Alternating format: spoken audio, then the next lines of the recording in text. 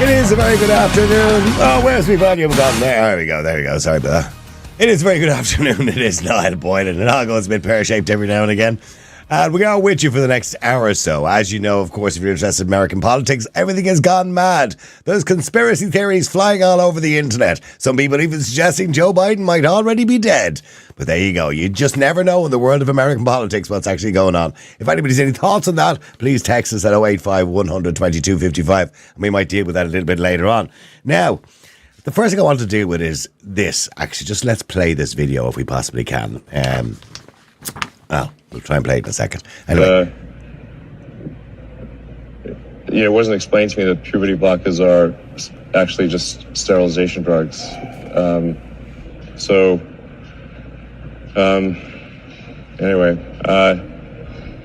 so I lost my son, essentially. They call it dead naming for a reason. Yeah, all right. So the reason it's called dead naming is because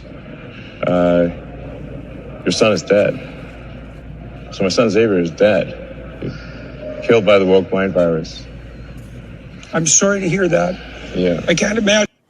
That's actually a gripping interview with Jordan Peterson and Tesla and SpaceX CEO Elon Musk, one of the richest men in the world. He said he was tricked into giving consent for his child to go on puberty blockers after he believes the woke mind virus figuratively killed his son.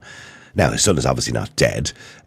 Musk made the comment in an interview with Dr. Jordan Peterson on Monday after he was asked about his thoughts on doctors performing sex change procedures on children, a practice both Musk and Peterson described as evil. He said that his experience with his child Xavier, who now goes by the name of Vivian Jenna Wilson, opened his eyes to what he called the woke mind virus, which he has since vowed to destroy. It happened to one of my older boys, he said, when I was essentially tricked into signing documents for one of my older boys, Xavier. This is before I had any understanding of what was going on. COVID was going on at the time, so there was a lot of confusion, and I was told Xavier might commit suicide if I didn't sign. That's according to what he told Jordan Peterson. Now, Sinn Féin, by the way, appeared to have officially backed a comment by the mid-Ulster MLA Emma Sheeran that the party supports access to puberty blockers for young trans teens living in Northern Ireland. Sheeran was responding to a question last year put to a panel at an event that took place in the Belfast Pride Week. And Sheeran's support for legislation to this effect was apparently backed up by a party official who told the newsletter that Sinn Féin supports an update to the gender recognition laws in Northern Ireland and the North to be harmonised with the South. Ironically, this all-Ireland slant has previously been used to justify other controversial positions taken by Sinn Féin, including the extension of the abortion legislation to the North and the lowering of corporation tax. Now, we've heard no political party in Ireland condemn the use of puberty blockers from what I'm aware. Puberty blockers are not prescribed in the UK anymore because of the unknown damage it can do to children. And the damage can be irreversible. But they are prescribed here in the South. There are many countries around the world now where puberty blockers are banned. With so many people, I suppose with gender dysphoria transitioning or detransitioning now, this is becoming a big problem because Lupron, which is the drug that's used, the same drug, by the way, that's used for male castration, is used as a puberty blocker, can be irreversible and can do irreversible damage to a child. So should it be banned or should we keep it in the name of wokeness? I want to know what you think. The number is 085 100 22 55. That's 085 100 22 55. Now, first of all, I want to go to the CEO Countess, or the Countess, the CEO of the Countess, Alicia De Bruin, who joins me. And also I want to speak to Clarity Mills, the CEO of Kinkify. I'll go to you first, Alicia. Alicia, I mean, this is quite a shocking thing for Elon Musk to say that as far as he's concerned, his son is dead. Yeah, I just want to kind of take a moment really to commend him on his candor and courage in speaking up, because regardless of his billions, he still is a father and a dad who's clearly at a loss and grieving his son, in his own words, to the woke virus. And it is true that when parents consent to puberty blockers, you know, quite often, more often than not, it's like a gun has been put to their head, because they are told, you know, isn't it better to have a daughter than a dead son and things like this. And this is clearly what happened here. But, you know, the suicide statistics around trans-identified youth have been completely debunked. I mean, when you drill down into the stats vis-a-vis suicide ideation, you're talking about a self-selected group, a group who self-reported online, and it's like a tiny number, like 26 young people. So, I mean, that's not data. There is no greater suicide risk than with any other comorbidities like anxiety or depression.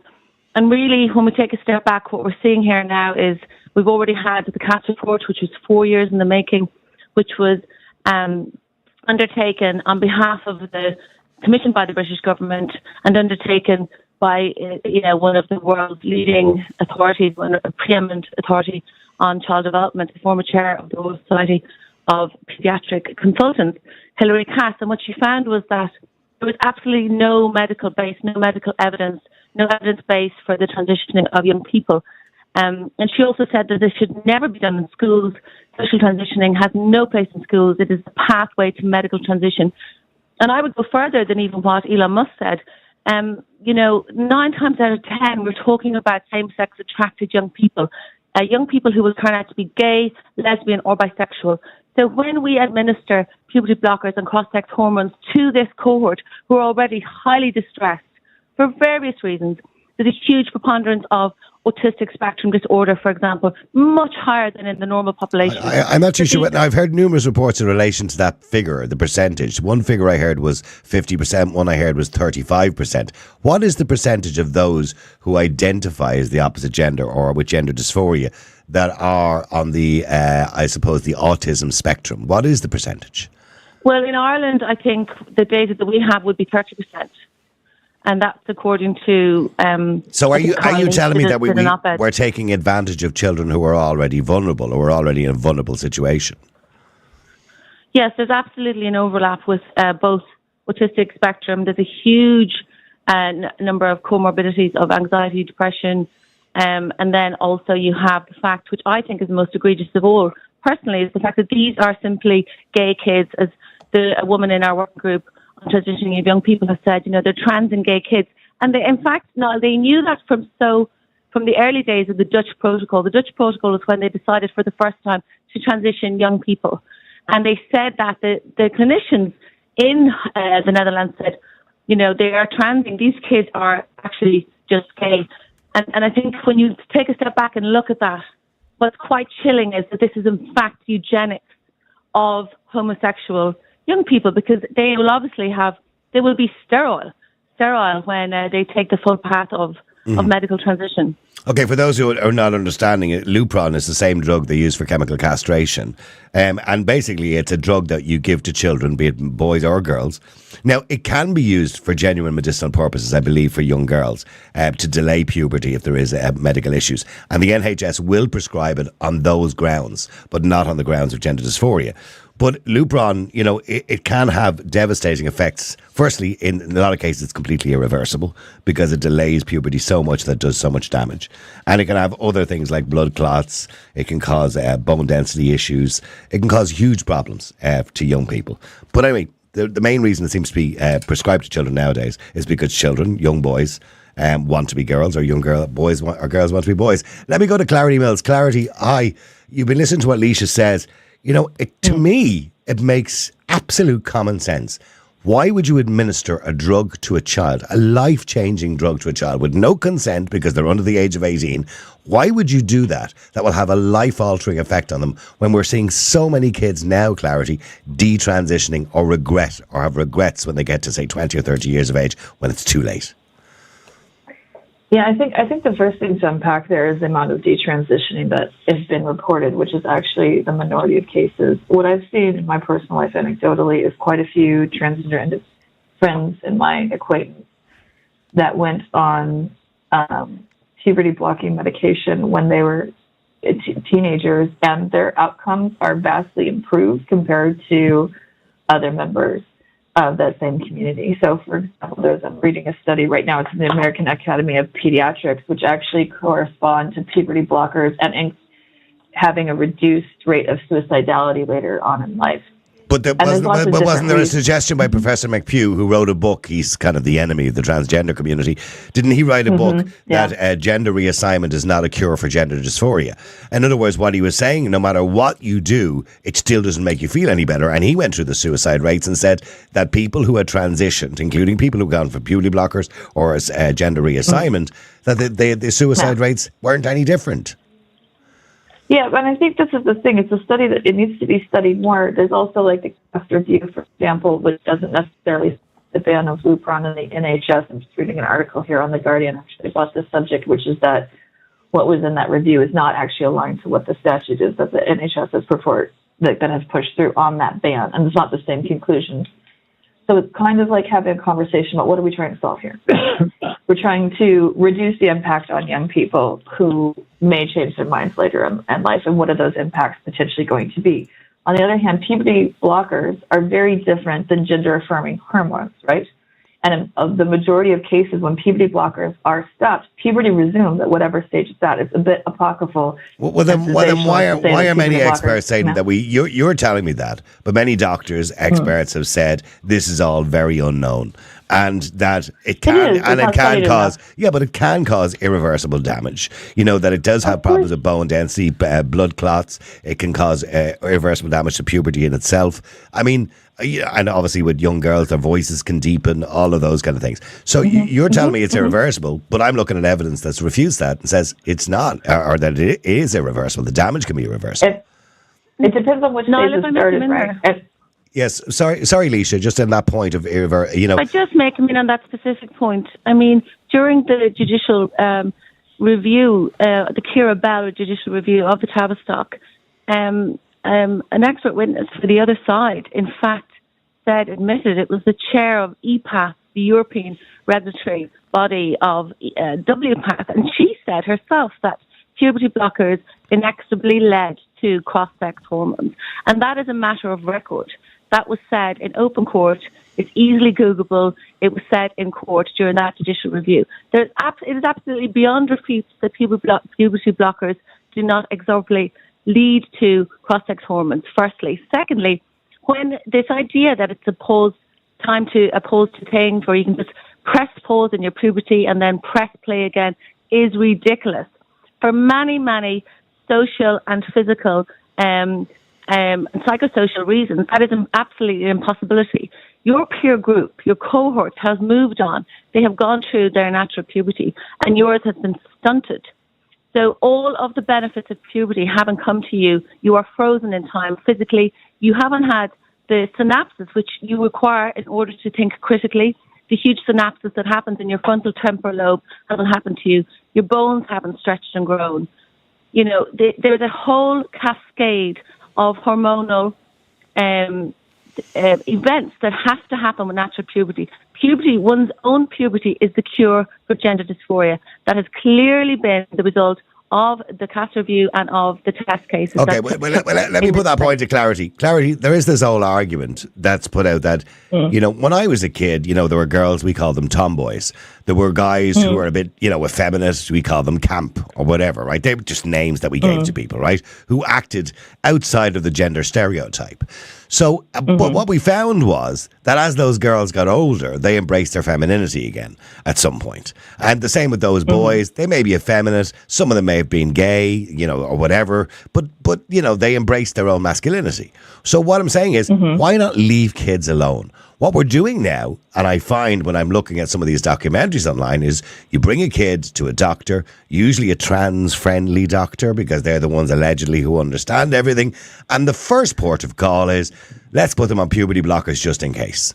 I mean, that's not an answer. I mean, look, as far as I'm concerned, there's two genders. But other people have other opinions on it. I'm not, I don't run with the idea that a man can become a woman. As far as I'm concerned, you're a man, you're a man, you're a woman, you're a woman. But other people have different views on that. I understand that can be very difficult for a child who's confused.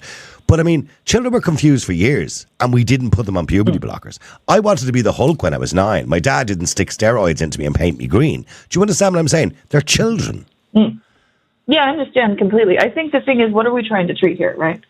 And I mean, of course, they go to trans-friendly doctors because what are they going to do? Go to transphobic ones who wouldn't treat them in any case, right? Those are the only doctors that actually work, and the ones that are actually under Hippocratic oath, trying to do right by the family, by the family and by the child, and service them as well as they could. I would like to give the credit to most doctors that they're well-intentioned and they're not just looking to make a buck, because they're not making money off of this industry. And I know lots of opponents to my position that would probably disagree with that and how this is being monetized and how social media and the woke culture is all benefiting from this movement. But at the end of the day, it's an individual, young person suffering, right? Gender dysphoria disorder. And this is the minimum viable solution of means for a doctor to be able to intervene, right?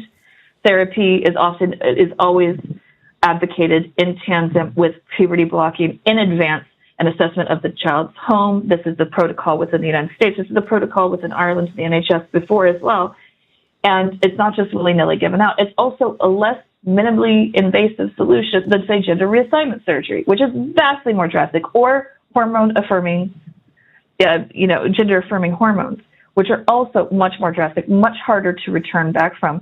And I understand, my counterpart's point here, which is that puberty is a very essential time, but people's brains don't melanate until they're 25, 26 years old. So if you go through it at a little different later stage, I agree completely categorically we need more research on this, period, exclamation point. But what I disagree with vehemently is keeping doctors legislating every time, and now this is going to be consistent with my point, is do not tie the doctor's hands. Let doctors make their own decisions individually. And if the problem is that doctors are over-prescribing, then educate the doctors better. Don't eliminate treatment for a actually medically recognized. Okay, so because I got to wrap this for a second, but Alicia, is that not a fair point? Let's educate the doctors not to over-prescribe, but the idea of banning it altogether, leave some kids in a very vulnerable situation. No, I would be totally for a full ban. It should be banned like it was in the UK. Firstly, secondly, the idea that this is some kind of minimally invasive. I can't remember Verity's words. Minimal viable. It isn't. It is absolutely. Once you are on that pathway, you're on a production line towards cross-sex hormones and then possibly surgery. We're talking about a framework here. We're talking about a protocol, the affirmative approach. That is what's wrong. It needs to be pulled out by its roots. It's not the fact that some doctors need more education. They're operating within an ideological framework called the affirmative approach, and that's what's wrong. I know a detransitioner who had 2 years of so-called therapy within a gender service, but they were never once asked, about their own sexuality. They were in fact a lesbian. So, this is gender, puberty blockers and cross-sex hormone are seen as the silver bullet, the magic bullet that will cure all of this distress, all of these issues. Quite often, these are just normal issues around being gay, around being a teenager. There's a huge correlation as well with trauma and with various other issues, as mentioned before, like autism spectrum. So it's not about tweaking this. It's about absolutely ending this practice once and for all. It has absolutely no place in medicine for children. Children cannot consent to this irreversible harm, and it is not true at all to say that puberty blockers are some kind of gentle or harmless, easier, viable option. They are absolutely 100% part of this package of treatment, which includes cross-sex hormones and surgery. There's just a text there, Clary says, I believe you're missing the point of what Elon said. I don't think we are. Elon was emotionally blackmailed into killing his own son. That should be the talking point, says Toby. And that is the talking point, Clarity. He was emotionally blackmailed like many parents, and we've now seen laws being brought in California, where, school teachers don't, and we're probably going to have them here as well, by the way, very soon, don't have to tell parents if a child comes to them at 13 years of age and says they're confused about their gender, that the teacher can talk to the child and doesn't have to pass that information on, which is very important and relevant to a parent, which is, I think, is despicable, by the way. But anyway, the point is, do we really take what a child at 12 or 13 says seriously to the point where we're going to alter their life forever? And Elon Musk says, you're emotionally blackmailed. And this is what Alicia was saying at the start, to suggest that if you don't give these to my child, well, the child is going to be dead because they'll try and kill themselves. Surely that is not a reason to medicate your child. That there must be alternatives to when I use the word fixing the child, but, to sorting the child out or helping the child go through through those mental health problems. In fact, when the Dutch protocol came about... Well, hang on, just let Clarity answer that. Sorry, Leisha, if you can. Go ahead, Clarity. Yeah, I mean, that we're taking parenting advice from a person who, air quotes, was like peer pressured into emotionally blackmailed into putting their child... But a lot of parents feel that way. But a lot of parents who've put their kids on puberty blockers feel the same way. They feel emotionally blackmailed into doing it. Of course, and that's really unfortunate. I can't talk about the individual cases in which that happens. I certainly, in my experience, have been the minority of cases when kids have actually gone on, and it's a very long process for them to get on puberty blockers or start any kind of gender-affirming care. That's not what Tavistock have said. When you say it's a long process, that's not what Tavistock said, and the evidence that was given in the reports in relation to Tavistock is, in some cases, it was the first port of call. Yeah, and that needs to stop, obviously. But that goes back to an education of the clinicians and the practitioners who are actually administering the drugs, rather than eliminating a drug as a treatment for people. I mean, the fact that a person is going to disown their child doesn't make them a great person to talk to about parenting advice, irrespective of whatever the circumstances are. The fact that because of your kid, and it's also important, like gender identity is very different than sexual orientation. They're not the same things. And autism spectrum disorder, completely different as well. And are there Venn diagram overlaps between these groups? Probably, certainly there are. But that's not really the point. I think the point of this conversation is about medical care, right?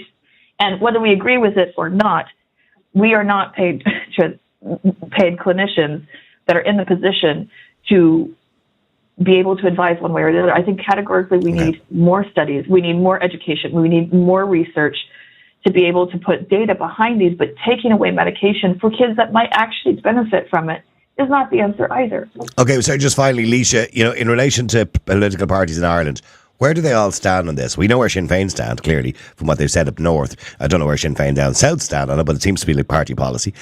Where do political parties stand when it comes to puberty blockers going forward? People need to know this in the general election. Does any political party saying we should ban them? As far as I'm aware, only Aim to any party that have come out and said that, as well as the independent rural independents. With regard to the two main parties in the opposition, I think the whip system is so strict in our country that it's like trying to move a juggernaut. It's so slow. Mm-hmm. I mean, there's so many PDs that will say to me privately, how they agree with our views, but they're afraid to come out and say it openly. Because and they're afraid to spend the political capital, and they're afraid of the pushback they'll get. But I would like to say to them, my message to them would be that the tide has turned, and Irish people are awake and aware, and they don't agree with the transitioning young people at all. All right, well, listen, thank you very much indeed. Leisha de Bruin is the CEO of Countess, and also Clarity Mills from CEO of Kinkify. Thank you very much indeed. I appreciate both of you coming on the air. Thanks, Niall. Thank you very much. Now, let me go to some of our callers as well. I'm going to get your calls on this, by the way. Should we ban puberty blockers? And what's your opinion of the whole thing, by the way? Do you believe it makes a difference? Let me know what you think. The number's 085 122 55. John, hi, how are you? Good afternoon. I would class this as, the way I would describe it, as Frankenstein territory, right? Because you're interfering with nature. You're actually going against nature itself. And you're you could argue, John, we do that on a regular basis. People get laser surgery for their eyes. That's interfering with nature. People get surgery on a regular basis that interferes with nature. That in itself is not a reason. I would call that medical intervention, medical treatment, right? But what this is, this is altering, your whole being as a human being. You were born one way, and all of a sudden, and this whole idea. At the moment, we have one of the most powerful men in the world, Elon Musk, right, who's a multi-billionaire, right? This guy, has a head on him for business, right? Yes, if you strip all the wealth away, the whole space exploration, the cars, everything and all, and the billions away, strip it all away. And basically what you have left is a father who is now grieving for his son. Like any father would. Like any father would have a problem with this life. But this man now openly admits that he was almost blackmailed into it. One of the most powerful men in the world. So what does that say about the ordinary average person who's coming up against this kind of stuff and who's giving in? This is why he was against all the stuff there going into the libraries, and I supported all the protesters. This is why I supported the people who are and about what was going into the curriculum that will be coming up for the new school term coming up, right?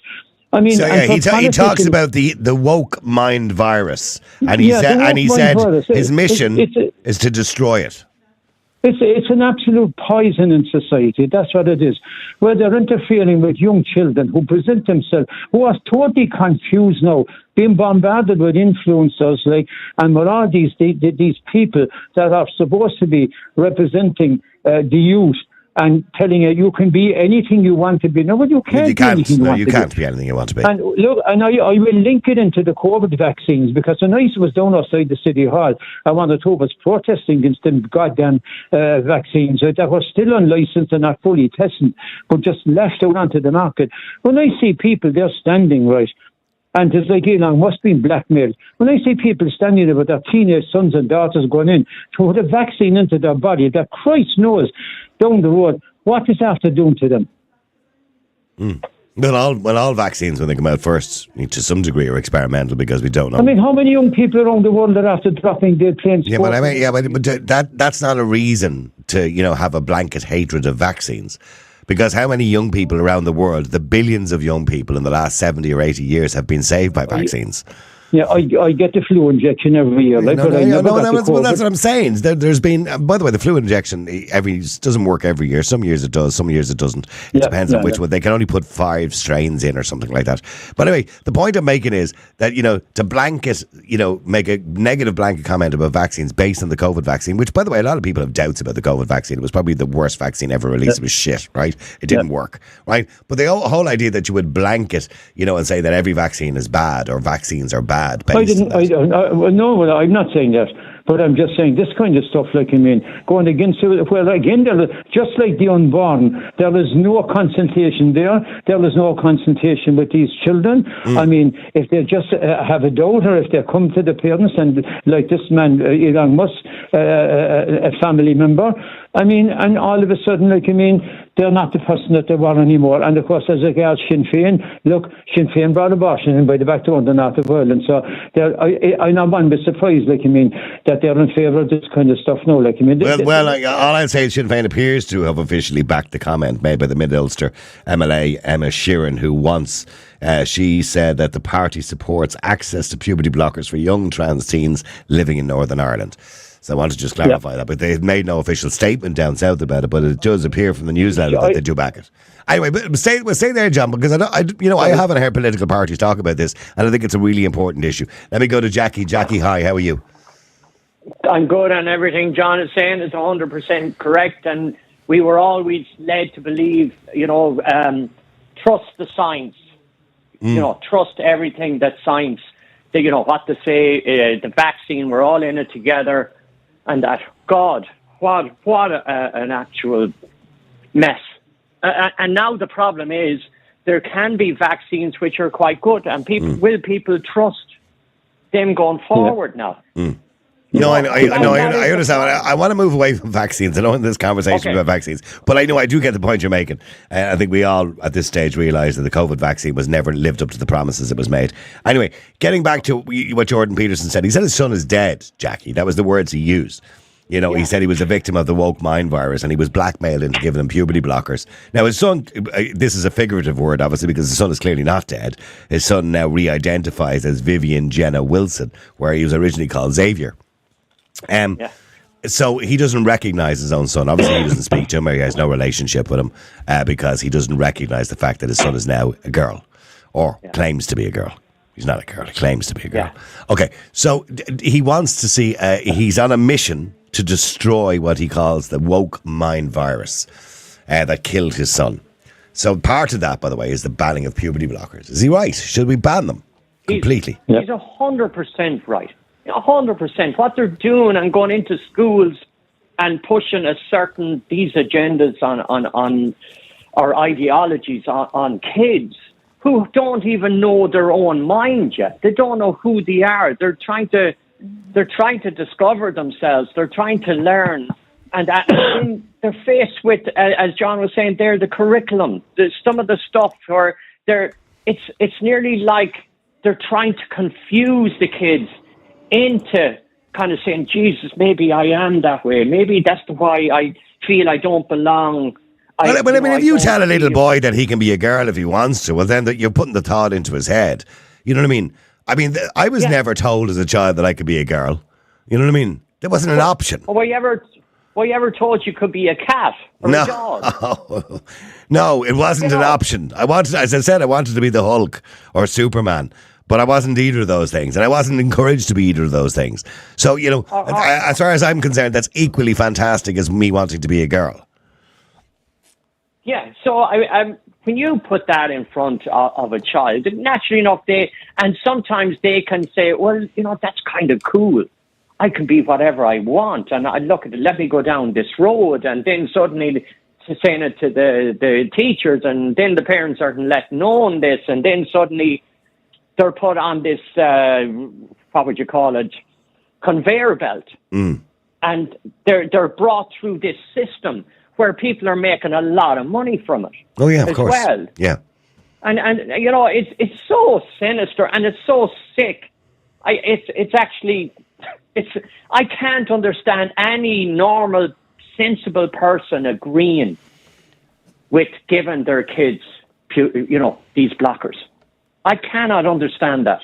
It's different when, once they get to 18 and when they're in their 20s and whatever, they know their own mind, but not at 9, 10, 11, 12. Not a hope, like. I spoke to a man there recently. He's in his 60s. I interviewed him. It's on our website. And he transitioned from male to female in his 20s. And he said he went through the whole thing, the puberty blockers, all that cross-sex hormones, transitioned, had his penis and genitalia changed, removed, grew breasts, all the rest. And he said he stood in front of the mirror after it was all done. He was in great pain for years because of the damage that it did to him. But anyway, he stood in front of the mirror, naked, and he said, I still felt like a man. He said, I felt like a man without a penis and breasts. So he said, it did nothing. It didn't help me. It didn't make me feel any better. I still had gender dysphoria. So he's now in his 60s and he's now back identifying as a man. Unfortunately, he has no penis and he has breasts, which he's had to bandage or, he binds them to stop them showing. So what I'm saying is there's no going back from this. And the majority of people, or many people that I've spoken to who have detransitioned, said it didn't make any difference. They still felt as bad as they did before because somebody had put this into their head in the first place. You know what I mean? That they could change. And as far as I'm concerned, you cannot change a biological sex. Yeah, well, as John says, it's Frankenstein. That's what it is. This is like going back and watch those films or whatever in Frankenstein and people trying to experiment with other people's bodies. And again, it's back, trust the science. We're back in that kind of thing again. Oh, trust us. We know what we're doing here. They do not like it. They absolutely do not. Because there's so much involved here. Never mind the physical, but the mental health aspect of this.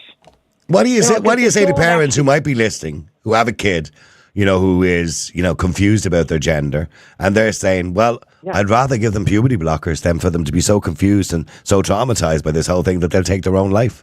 I'd rather have a daughter alive than a son that's dead. And that's the line they use, isn't it? Well, I honestly think they should be looking at bringing them, firstly, to talk to someone who is neutral in this, that has no kind of involvement in, that is completely neutral. Yeah, it's not part of the push, the gender ideology push. Yeah. Yeah. So, that they sit down and they do so long, and then you give them a time span. There should be, if they're 10 or 12 or 13, well, no, say, we're not going to go down this road until that, that you're, be it 16, 17, 18, whatever, because every kid is slightly different. Some kids are more mature than others. Jackie, do you believe a man can become a woman? I'm sorry, I don't. Okay, that's okay. No, don't be afraid to give your opinion. Well, stay there for a second, Jackie. Sandra, hi, how are you?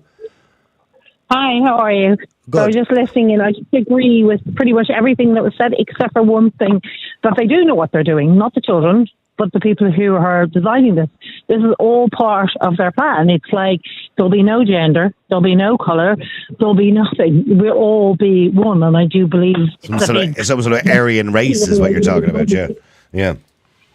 I mean, the thing is like to say, oh, well, if we get rid of everything, then there's no wars. I mean, that's our excuse. I don't know what the real reason is for it, but they want no genders, no colour, no religion. Everyone is one, and everybody sees as one. Maybe it's easier to control people if it's all one. I don't know what the real reason is.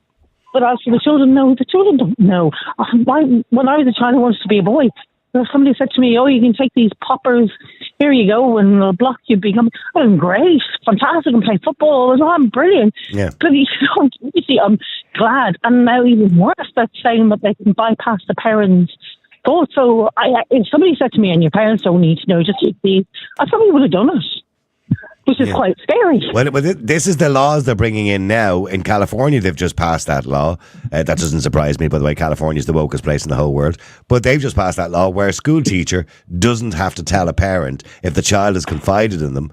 And, you know, and it's also a doctor can prescribe puberty blockers without the parent's consent. Yeah, it's absolutely scary because you don't know who you are. Like my son, this is about his leaving cert. I was saying to him, do you want to go to the institute? And this is a thing you can repeat. And he said, Mum, I'm not ready. Like he's nearly 17. Yeah. You're not ready to, and you can always repeat this. This you can't, even once it's done, you can't undo it. So if you don't feel mature enough to actually go into the institute, you're certainly not mature enough to be knowing your own mind. Like this is... Well, that's what I find bizarre about this, that, you know, we wouldn't trust children with major decisions at 12 or 13 years of age, yet we will trust them with a major decision that will have a reflection on their whole life. Yeah, and then without parents' consent, the parents know the child and knows, look, this is really not good. Like, if you're very unhappy, I'll bring you to a psychiatrist and we can talk about this and we can go through this in a sensible way, what's actually really going on with you. What's really happening. Not, oh yeah, great, you just take this and you'll all be happy and it'll solve all your problems. Yeah, but you know what I'm noticing, Sandra? It's actually parents themselves are pushing this on their children. Because parents, the younger parents now particularly, are so woke. When I see, for example, a young couple having a baby, right, and saying we're not telling anybody the gender, and they give the child a gender neutral name, that's to me, that's child abuse. You know what I mean? Absolutely. Yeah, we're raising the child non-binary. Would you piss off? Non-binary. What's all that about? No, and it's really unfair on a child. That's just ridiculous. I'm not giving them ridiculous names so it can be called either one. Like, no, all of this is just ridiculous. You need to let children be children. And when they get to that stage, they feel like, okay, you know, after all the other avenues are done, like if they've gone to psychiatrists, they've done this, but not like just, okay, yeah, fine, let's take this and we'll solve all your problems. And actually not even parents, well, as you were saying, parents do, but it's just that whole generation of let's get rid of everything because everybody's bought into, you know, let's get rid of all the sexes, let's get rid of all gender, and then there's no misogyny, then there's no this, then there's no that, everyone is one. And it's ridiculous. In the end of the day, there is men and women, and I'm sorry, but that is just the way it is. Yeah. I wouldn't be a good builder as much as a man. That's just a thing. I'm not going to run as fast. But they're trying to tell us that men and women are primarily the same. Of course we're not. That's a stupid remark. It's ridiculous. The whole thing is ridiculous. Like I'm all for women, and obviously if you want to become a builder, I think that's great or whatever. But the reality is you're not going to lift as much blocks or be able to carry as much. You're not going to generally be strong. Generally speaking, men are stronger than women. You'll get the odd one, and absolutely you will get the odd one, and you know that'll happen. And you know I'm probably stronger than some men, but on the average speaking, I'm not going to be as strong as them. I'm not going to be as big as them. My legs aren't even going to be as big. So even when they're putting into this ridiculous thing that men who say that their women can get into women's sports now, it's destroying women's sports because obviously they're going to be stronger and bigger and faster. And that's a horrible reality, but that is a reality. That's what happens. That's why they're doing this puberty stopping, because they will become stronger and faster. Okay. But what would you do, by the way? You mentioned you had a son. What would you have done if your son had come to you at 13 years of age and said, Ma'am, I want to be a girl? I would have been fine about it, but not the blockers. I would have said, okay, look, if that's what you want to do, and why do you want to do that? And let them explore that definitely not drug him for it. I mean, he may come out of it. I wanted to be a boy for most of my childhood. I definitely wanted to be a boy. I always said it to my parents. They were like, yeah, you should have been a boy. So what, you were a bit of a tomboy? Yeah, you were a bit of a tomboy. Yeah. And my mother said, you should have been born a boy. Such a way. Because I liked boy things. Absolutely. Listen, Sandra, thank you very much indeed. Appreciate you coming on. Let me go to Bernie as well. Bernie, hi, how are you? I'm grand, Niall. How are you? I'm good. Bernie, in relation to puberty blockers, let me just go back to the argument. I mean, when Elon Musk says he wants to destroy the woke mind virus and he was blackmailed into giving his child puberty blockers, and he does now, basically he considers his son dead. Do you understand the point that he's making? All I know, me personally, is why would you give somebody, a child of yours, a synthetic drug? Because of the way, it's wrong. It's false. He should have listened to his child. You're a boy or you're a girl and stay with it. Mm. I don't know why a parent would do that. If you want to dress up as the child as a girl, or the boy wants to dress up, yes, let him free, find out what it's like to wear a dress and a bra and a pair of knickers. But, I mean, giving them drugs that are going to kill them, in essence, that's what they're going to do. Because they're not regulated properly. The hormone levels could be anything. They could kill the child. Yeah, well, I mean, they do say it can cause irreversible damage, and they can have serious side effects. Yeah, of course they do. No, they're not. This is not going on for generations. This has only happened in the last 10, 15 years max. And we all know of somebody who went off and listened to their child, brought them to these units where they talk to them about gender dysphoria, and then all of a sudden they're popping these pills. Why would you do that to your own child? This creation that you idolise and love, that you're here to protect and mind, and then you're shoving in a load of artificial, man-made products that have absolutely no benefit to the child, only to probably kill the child. Well, what will you do that for? Yeah, well, what it essentially does is stops puberty, so it stops the Adam's apple from growing. It stops male puberty, and the same with female puberty as well. But I'm looking here, I think a lot of this is to do with parents, to be honest with you, who've been sucked in. Absolutely. I mean, I'm looking at a story here. Mum of trans 5-year-old shares her unexpected parenthood story. It's online, right? EJ, a little picture of the little 5-year-old girl, but dressed up as a boy with a boy's haircut. Now, what the F does a 5-year-old know about all of this? I mean, if a 5-year-old turns around and says to you, I want to be a girl, do you really go out and, run out and the first thing you do is buy him a load of boys' clothes, get his haircut like a boy, make him look like a boy? No, you don't. That's not what you do. No, listen, I have a family member who had a girl now becoming transgender to a boy. I've stopped speaking to her. I can't listen to the mother going on about it's like a tattoo, they'll get over it. What a terrible thing to do and say about your own child. Yeah. And the child is going around with boobs flat, binded down, got a lower voice, and the child is still not, mentally is still not well. There's a story online, a young girl, she's become quite famous now. I think she's worked with Billboard Chris, who we've had on the show a few times. And she was 16 and she had surgery at 16 to have her breasts removed. And now she obviously she regrets it now. She's obviously accepted her femininity now, but unfortunately for her, it's too late. Her breasts were removed. So some surgeons... She should bring it. She should bring a criminal law. There should be a criminal law made that they're not allowed to do that, to just completely maim and disfigure somebody at 16 years of age. That's illegal. But it's not, because she signed a consent form, and in the state or wherever she got it done, they've made it legal for, people over the age of 13 to sign consent forms that you don't have to go to your parents, for example, in those kind of situations. So what happens is, they waiver it themselves. Just like they did, for example, during COVID-19, there was a letter sent home by schools saying that a 13-year-old could give consent to get the vaccine. Do you remember that? Yeah, I mean, where did we let our laws fall to that level? We're the people, we're the population. Why did we allow this to happen? To drop that ownership back down to a 13-year-old. Where did we allow that to happen? We're the parents. We're at fault here. I'm sorry, a 13-year-old doesn't have any right at 13 to be making decisions about taking vaccines that we actually knew nothing about. Or taking puberty blockers, or indeed sexually transitioning and having parts of their body removed. And we responsible for our children all their life, until the age of maturity at 18. Isn't that what we're told? But I mean, some of the madness in the world, like there was a woman. This is a crazy story. She wanted to identify as a blind person, so she went to the doctor. Thankfully, the doctor refused to remove her eyes. But she then went home and poured bleach into her own eyes so she could identify as a blind woman. You know, essentially, when somebody goes to a doctor at 16 or 17 years of age and said, I want to identify as a girl, can you remove me penis, please? I mean, I believe personally, any doctor who agrees to do that, or can you remove my breasts, I want to be a boy. Any doctor who does that, you know, for non-medical reasons, obviously women sometimes have to have the breasts removed during cancer treatments and stuff like that. But for non-medical reasons, I believe any doctor that does that should go to jail.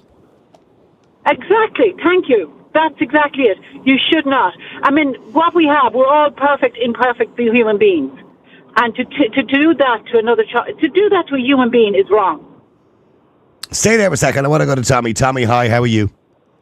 How are you doing, Niall? You well? Good. Tommy, I'm going to find it very difficult today, with the exception of Clarity, who was out at the start of the show, to find anybody who thinks puberty blockers are a good idea and that we should be prescribing them in this country in any shape or form. Well, the woke brigade must be asleep this morning. They like to lie on, so come here. It's an absolute disgrace, and Elon Musk, unfortunately, he has himself to blame. Most of these children that are transitioning is because they have weak fathers in the home. They're letting these woke mothers who want to be trendy and say, "Look at me, I've got a transitioning child. I'm different. I'm out from the crowd." When it used to be cool to have a gay kid for women, now it's cool for these women. These women now, I'm not talking about women in general, to have a kid that's transitioned. And also, I just want to make a point.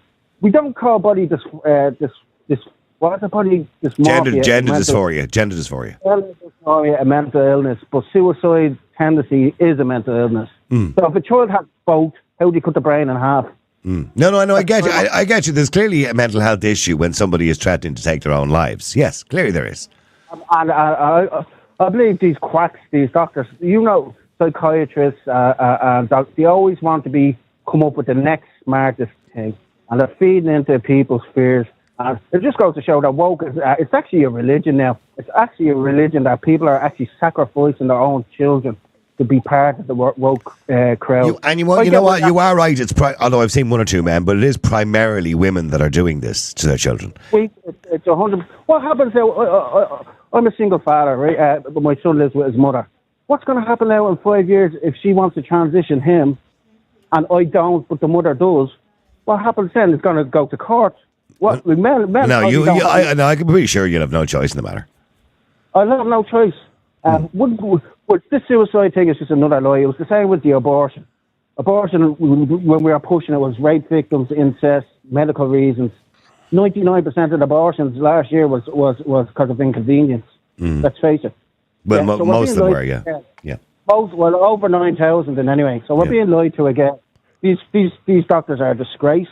I think the parents have more of a mental illness than the children. If I told my son tomorrow he was Spider-Man and I keep telling him he's Spider-Man, he's going to believe it, but he'll grow out of it. I'd love to know what happens to these kids when they transition. What happens to their sexual pleasure when they get older? Do they still receive sexual pleasure in the same way? I don't know the answer to that question. I can't imagine. I can't imagine they do. I can't imagine, so I don't know. That's good. And what about people are having kids later? People are having kids late 30s, early 40s. They're called buzzer babies, they call them. Just before the buzzer, you have a baby. Now, what's going to happen to all these people that want to have... Yeah, I understand that. Yeah.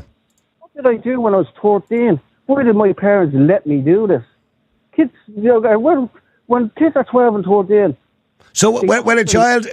Okay, so when a child at 12 or 13 goes to their parents and says, can you bring me to a doctor? I want to be a girl. You know, a young boy. I want to be a girl. I feel like a girl. I want to identify as a girl, and I want to be a girl.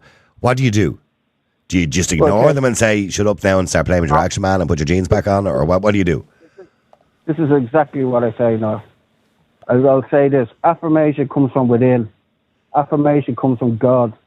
And this is where we're talking about the new religion of wokeism. Affirmation either comes from a God of your understanding or love from your family. We will love you no matter whatever shape or size you are. If you decide to love a man or a woman, we will always love you.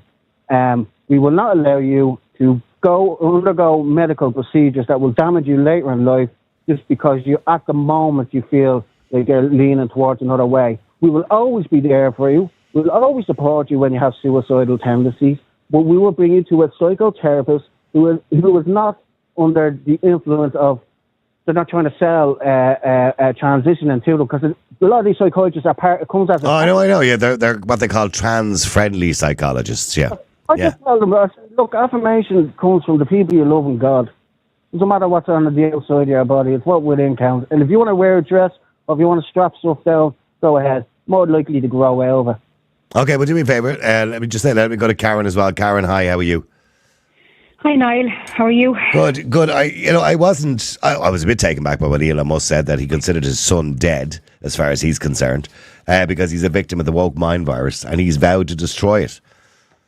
And he talks about puberty blockers, by the way, that he was blackmailed into giving his child puberty blockers. Yeah. I mean, of course, his son is dead. You know, I mean, he's never going to be the same again, is he? And I completely, you cannot give these to children under 18 years of age. It's wrong. You end up with boys becoming girls, girls becoming boys, and invariably, some of them are autistic, or they just turn out, Jordan Peterson said many times before, they just turn out to be gay. So leave these people alone. Just chemical drugs. And it's pretty. Your phone, Karen, just move to a different room there, because your phone is kind of wavering, it's coming in and out, sorry. Sorry, it's just the reception sometimes where I live. Yeah. These people, these people should be referred for psychological assessments, and they should never be before 18 years of age. And any parent that allows this transition, they're going to regret it. They're going to absolutely regret it. They'll have no sexual function. I mean, then these people end up then down the road when they have no sexual function. They realize, hold on a second. Well, I thought like a boy transitioned to a girl. Well, I thought I was going to be a girl, and all of a sudden, when they face the reality that they're never going to be a girl, then this is where the depression comes in, and this is where the suicidal ideation comes in. It's not because we're not referring these people, and then they're going to commit suicide. It's the aftermath that's going to cause depression and suicide. And if you look then as well beyond... Can I ask you a question? Why is it that when I do a show like this, right, 99% of people say that puberty blockers should be banned. 99% of people that contact this show will say to us, as far as I'm concerned, there's two genders and a man can't become a woman. And yet the small percentage of people who agree with us, those angry people, and we've seen, by the way, on Trans Pride Day was a couple of days ago, and I watched some of them, I'm sure were nice people, but there was a lot of them were extremely angry and hateful people, right? And if you look at some of the videos, you'll see that, and some of the banners and slogans they had, TERFs must die and all this kind of stuff, right? But why is it that we are talking about this? Why is this even a conversation when it's such a small amount of people who basically want to defy the laws of biology, which is lunacy? I mean, some of the stuff that we hear is crackers, that people want to identify as cats and dogs and babies, and there's grown men online identifying. I saw one lad, he was 60 years of age, and he was identifying as a 6-year-old girl. Yeah, and this couple adopted him. This older couple adopted him, and he's in their house in a cot in a nappy, and they change his nappy. And I'm going, is there something wrong with these? I mean, 50 years ago, we would have put a person like that in a mental institution. Yeah, but now we don't. You know what I mean? Now we go, oh, well done, aren't you great? No, you're a weirdo. Yeah. You know what I mean? Like, why do we accept that nowadays? The problem is they're such a small minority, but they have a huge megaphone, and they're amplified by the NGO sector. They're heavily funded by the NGO sector as well, and the money is all coming from the left. And then, of course, the government as well. The government are all on board with it. So therefore, that's why you see this happening. I mean, like that as well. I saw there was a 54-year-old man again in Canada there. I remember my daughter showing him, it could have been 7-8 years ago. Like, this man was a married man with children. And he basically took off his adult male clothes and put on a dress, and then put on a wig and pigtails and a dodie in the mouth, and then sitting down and pretending to be a girl. Now, this same pervert would want access to a 6-year-old classroom. That's the dangers of all of this. Mm-hmm. And some of these people some of these are paedophiles, and they will use this trans ideology to gain access to children's spaces. and they're mentally deranged, and they should never, ever be accepted. And like that, 20, 50 years ago, they would have been put in a stretcher and locked up. But today, you see, the problem is we have to be inclusive of everybody, and it shouldn't happen. And we should not. What is the fixation with the left, by the way, and prescribing these? Why are they so adamant about prescribing these puberty? It is kind of like an indoctrination thing. Yeah, it's indoctrination. 3 and 4 years old. 3 and 4 years old. I mean, I've rare children. I mean, 1 minute they love Barbie, the next minute they love Peppa Pig, then it's a Paw Patrol, and then they're dressing up in all sorts of superhero suits. Yeah. Do you know what I mean? Just let them be kids. And these children, let them be kids and leave them alone. Oh, no, we must affirm their gender. As the last contributor said, it's the mummies. These mummies now think it's cool to have a transgender. Look at all the celebrities. Look at all the Hollywood celebrities. Yeah. Gender. How the hell is that's not normal? That's not right. It looks like, I don't know whether anyone's familiar with Mr. Beast. He's on YouTube. He's very popular, Mr. Beast on YouTube. He gives away lots of money. Well, one of his producers, or should I say his colleague, came out as being trans going back a while ago. Now, Mr. Beast became less popular because of this, because some people kind of went against him. But now it turns out there's allegations of sexual assault against children by that individual. And something you have to address as well. When something is suddenly, when it's nowhere and then it's suddenly everywhere, you have to ask yourself, this is an agenda. And when you go back, then when you look at, like if you go back to the Chavistock Clinic in London and you go back to around 2000, I was just looking at figures before I come on, like children and young people referred to the services grew from 97 in 2009 2010 to 697 in 2014 to 2015. And then by the time after the lockdown, which was very interesting, around the period of 2022, there was 5,000. Yeah. I know. So how, because it became cool. It was like about 4 or 5 years ago. There was like a trend. We have TikTok. We can literally have, of course, we had children taken out of schools, we had children taken out of sports, we had children locked at home that were on iPads and phones and screens all the time. And then you had TikTok, which is a cancer, in my own opinion. It is a cancer on children, and it's pushing this ideology all the time, confusing children and telling them that they're in the wrong body. And of course, then the unfortunate thing for that child is if they've got a parent that's going to affirm that, and walking into a doctor, and you've got one of these crazy... I've seen... How many cases have we seen in the US there? You got doctors, the evil on their faces. And there was one case there I saw about 3 months ago. Was it a girl or a boy? A girl. And they were injected, and you could see the pain in the child's face, and you could see the mother there standing there. This is child abuse. My mother's standing there probably smiling, thinking this is great. Yeah. Yeah, I'm going to turn my little girl into a boy, or my little boy into a girl. Yeah, I mean, it's your child will never be. You will never be. And in many cases, we see them where mammy's now daddy, daddy's now mammy, and what was once a boy is now a girl. There was a great documentary with Louis Theroux there, was it Medicating America? I can't remember what it was called, going back many years ago. And there was a young kid in it who was only about 12. And the kid, his parents were separated. And when he was with his mother, he identified as a girl. But when he was with his father, he identified as a boy. And Louis Theroux asked him why he did that. And he said, because my mother wants me to be a girl. And I'm going, what a messed up world we live in. Stay there for a second. Let me go to Carl. Carl, how you doing? Hey, Niall, how's shakes? Carl, okay, I don't want to get into the whole ideology, although people are talking about the ideology in general. Yeah. I think it's, personally speaking, it's just my own personal view. I think it's all nonsense. But in relation to puberty blockers, which a lot of doctors will say that you have to give to children because, as Jordan Peterson was talking to Elon Musk said he was afraid his child would take their own life and he felt blackmailed into consenting to it. Yeah, disgusting. Look, we wouldn't let kids smoke, drink, take drugs, or even some legal drugs we wouldn't be able to give to kids, okay? Hormones, messing around with hormones, the nature of natural hormones and the way, going through puberty, which is already a very difficult time for children. Sometimes it can be extremely difficult, okay? But hormones is not something like a tap you can just turn on and off, or like at a crossroads, you can go up this way for so many years and come back. It's going to have long-lasting, very much so negative and detrimental effects, to your, and could be sterilization and things like that. There isn't enough services in this country. That should be, look, I don't believe in it. It should never even be an option on the table for me, okay? There is a very much a lack of services in mental health in this country. Mental health used to be a big topic in this country in the last 10 years. And I don't see it that much anymore. It is all this gender ideology and all this sort of crap, in my opinion, okay? And real quick, I was watching an episode of Inside the K last night, and it was about a mental health episode.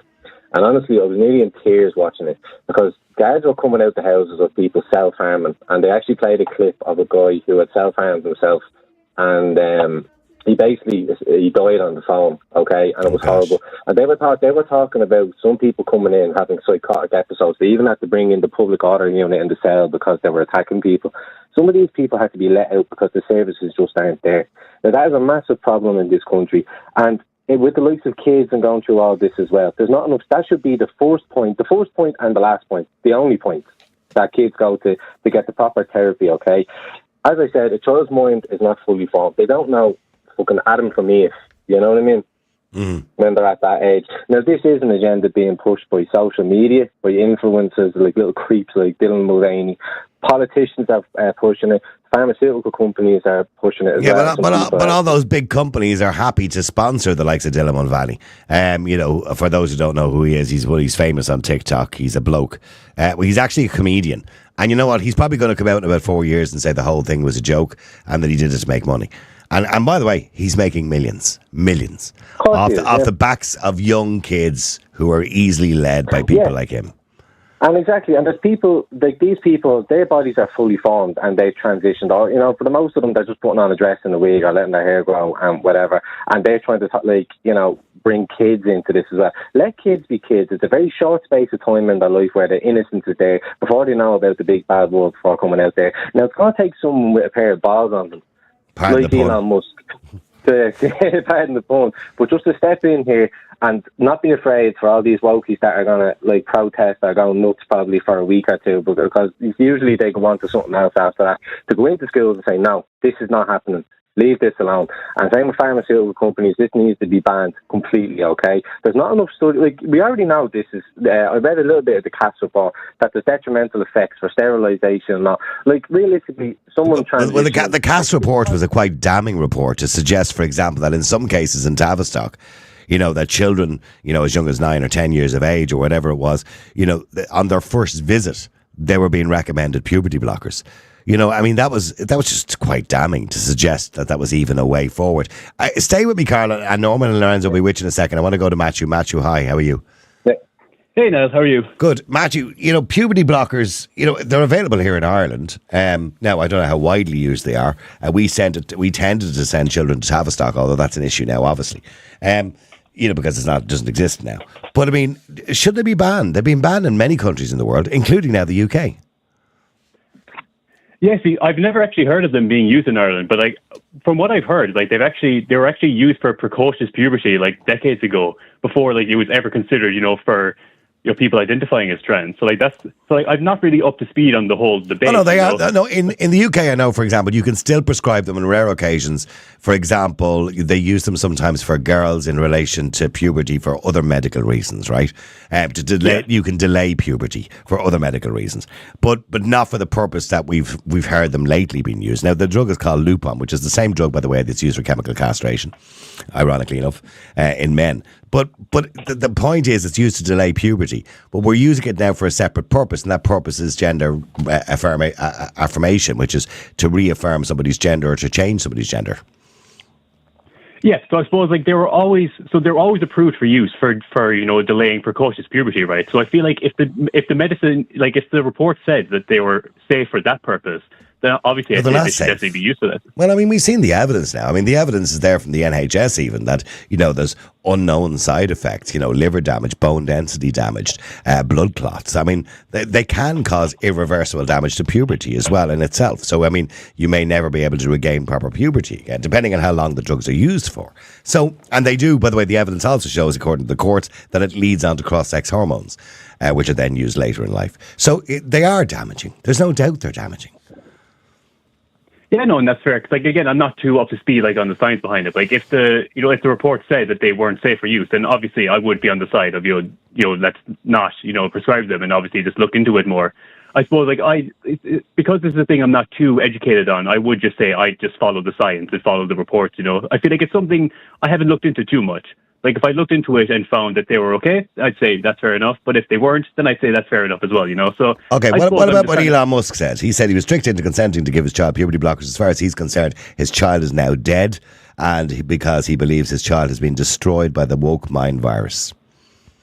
Yeah, so Elon Musk is clearly a terrible father, right? Because if you consider this, Like, Elon Musk is one of the richest men on the planet, if not the richest. And his transgender child wants nothing to do with him. Like, that's an easy opportunity, to be set for life, have all the money in the world. But Elon Musk's, daughter hates him so much that she refuses to talk to him, even though he's one of the richest men. Like, what does that say about him, that his child cut off all contact with him despite his wealth? Like, I feel like that really says a lot about him as a father. And the fact that, like, he has, 10 children, none of them talk to him. There's been reports of him, like, trying to impregnate loads of people in different offices. I don't think Elon Musk is I don't think he's going to be winning any Father of the Year awards anyway, that's for sure. No, I wouldn't completely disagree with you on that point.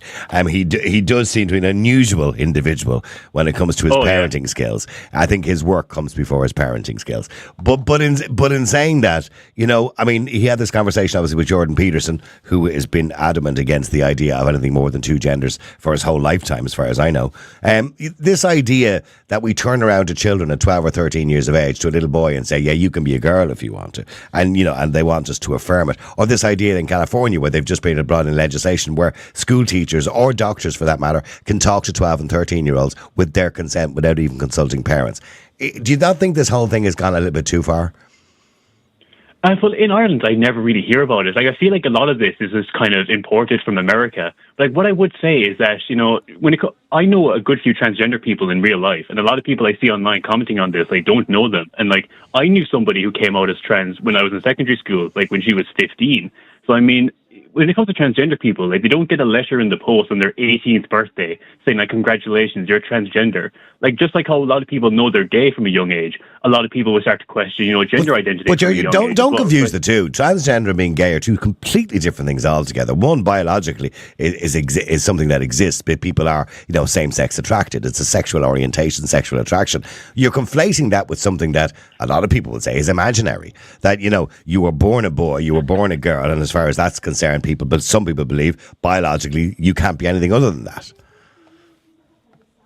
Yeah, but I suppose, like, this is where I think a lot of people need to have more of an open mind and just, like, kind of just learning more about the human experience and, like, what people go through. Because, I mean, when I was 15 and before my friend came out, I didn't know anything about transgender people, and I would have, been of the same belief. But, I mean, I started speaking to them, about this. I opened up my mind more. I read into it. I learned a lot, and I feel like a lot of people could just... But, you can identify as whatever you want, Matthew, but that doesn't mean you are it. I mean, if I want to identify as a woman right now, I can. There's nothing stopping me. By the way, the law in Ireland says that I can self-identify, right? So I can identify as, can come on the show tomorrow in a wig and a dress and everything else, and identify as the Nolene Boylan show, and I demand people call me Nolene. But that doesn't make me Nolene. I can identify as a cat if I want to. I can identify as a 20-year-old if I want to. But that doesn't make me 20, because I'm not. I'm 60. You know what I mean? This idea that... See, I don't think that people have a problem with people identifying. Identify as whatever you want, a lamppost. I couldn't care less. But it's demanding that other people affirm that is where the problem lies, isn't it? No, I think the other side of that as well is, like, in the past 2 weeks alone, like, I've seen a massive uptick, like, in hate crimes against transgender people. Like, I have an article up here right now because I was literally just reading it this morning, that a man accused of stabbing a transgender teenager at MIA denied bond. So, like, he walked up to a trans girl in the middle of an airport in broad daylight. He stabbed her 18 times and tried to throw her over a fourth floor railing, with the motivation being that this person was transgender. Like, all this, like, anti-trans sentiment we're seeing. Like, it's but hold on. But that person is a criminal. And to be honest with you, if he hadn't done it to her, he probably would have done it to somebody else, because obviously he's a psychopath. Anybody who takes a knife to somebody or wants to hurt somebody else is clearly, at some point, he's going to end up in jail anyway, right? But so anybody who does or commits a crime like that, the idea that you have to nominate something as a hate crime, for example, if I walk down the street and I beat you up, Matthew, right? And, I put you in hospital, I should go to jail for 6 years, right? 5 years, whatever it is I get for serious assault, right? But if I walk down the road and let's just say you were gay, and just before I beat you up, I call you some name, some derogatory name, homophobic name, and then beat you up, should I go to jail for longer? Because that's what the Minister of Justice is saying. That should be considered a hate crime. Absolutely not. The crime is still the same. I beat you up. I should go to jail for 5 or 6 years. It's already illegal. Do you understand the point I'm making? I do, but see, I only gave one example there, but I've got a few more here now that are just from the past few weeks. So, like, here's July 2nd, man attacks trans woman at local store. Then you've got another one from July 5th. A trans girl in Pennsylvania was killed and dismembered, a 14-year-old. Another man attacked a transgender woman at Pittsburgh's Wyndham Grand Hotel. That was at the start of July this month as well. And boys arrested after woman stabbed in a transgender hate crime. I think this is from late June, I'm pretty sure. This is 3 boys, like 12, 14, and 16, attacking and stabbing a transgender woman. And by the way, I don't condone bad behaviour, or I don't condone attacking anybody, no matter, how different you might think they are to you. You don't attack people, or you don't kill people, or you don't abuse people. But what I'm saying is, when you've got a community who are demanding that you affirm them and demanding that you don't even have a conversation around that. Like, I couldn't have this conversation on the radio. I can have it on my podcast, but I can't have this conversation on the radio. Because if I do, there'll be complaints. See, I feel like that's a straw man argument, though, because I never see transgender people demanding, call me this or else. I feel like a lot of transgender people are afraid to be asked. A lot of them are shy about it. They won't correct you most of the time. I feel like this is just kind of intentionally trying to paint them in a bad light as this boogeyman. I know, I've seen plenty of that. I've seen plenty of videos online, Matthew, of transgender people, particularly those who are influencers, demanding people use the right pronouns. Demanding. I feel like that's just kind of heavily curated by pages, Lives of TikTok and End Wokeness and all this. I know transgender people. I have 4 or 5 friends who are transgender, and they're all nice. They're always polite, if anybody gets it wrong. I'm sure. I'm sure they are. But should I be forced to believe, if somebody's transgender? Look, I respect all people, and it doesn't matter what they want to identify as. I have total respect for people, right? That's their bag, and they do whatever they want to do. But should I be forced to believe that John is now Mary? Or that when I say John is Mary, if John wants to identify as Mary, I'm happy to do that. But should I be forced to believe that he is actually a woman? No, I shouldn't be forced to do that. Because I don't believe that. Do you know what I mean? Because he's not a woman. He's a man in a dress. Obviously, you can have your own beliefs, but I feel like it's just but you can't. That's the problem. You can't have your own. You can't have your own beliefs because you're called disrespectful if you have your own beliefs. They'll call you transphobic if you have your own beliefs. You won't be allowed to do that publicly if you have your own beliefs. You know what I mean? I don't know. I feel like from what I've seen, I'm somebody who hangs around a load of leftists, and I follow all these leftist accounts on social media, but I still feel like the sentiment in general, in the world right now, is just against transgender people. I feel like the amount of people who actually support them are heavily outnumbered by people who are, sick and tired of the whole thing and saying, I don't believe this. And then you're hearing the hate crimes against transgender people. I feel like I don't see what you're seeing, and I don't know, Matthew, because I find myself sometimes, because I'm kind of centre right, that sometimes I get stuck in a little bit of an echo chamber online too, and maybe you get stuck in a bit of a kind of leftist echo chamber too, because we all get stuck in our own little echo chambers. But I don't see that hatred against trans people that you're talking about on the streets of Ireland, for example. You mentioned a few cases in America there. You got to remember, America has a population of 380 million. Statistically, there are going to be people killed, be they gay, be they trans, be they straight, or whatever, women, men, black, white. There's always going to be a percentage of people killed for whatever reason. So it's got a massive population. So just to pick and isolate a couple of crimes, basing it on that, it doesn't mean that it's happening on a mass wide scale. But Matthew, do me a favour, stay there for a second, because Lorenzo, hi Lorenzo, how are you doing? Hi, Niall. How are things? Well, Matthew was talking about respect. It's all about respect, and we got to have respect for each other. We got to have respect for those who believe they may be something, or they may want to identify as something else. And in relation to puberty blockers, well, as if they were safe, he has no issue with it. I honestly, I'm very stupid. So I very work on biology based, probably because I'm a vet. Or probably because, again, I'm stupid, and I think I see the thing in just one straight line. So, honestly, I don't understand why, if I wake up tomorrow morning and I tell you that I am Benito Mussolini or Churchill or Napoleon, and I ask you to call me Napoleon, then you call the ambulance and say that I have psychological problems. But if I wake up tomorrow morning and say that I'm a woman, you have to be fine with that. I honestly have a bit of problems to understand where is a mental problem and where is okay. Because it makes no sense. I mean, if it's a gender dysphoria, dysphoria, by definition, is an illness. It's not something normal. So it should be treated. But it shouldn't be treated with blockers. It should be treated with therapy, with a psychologist, with somebody that looks in your mind and tries to understand what is the problem, not give you a pill.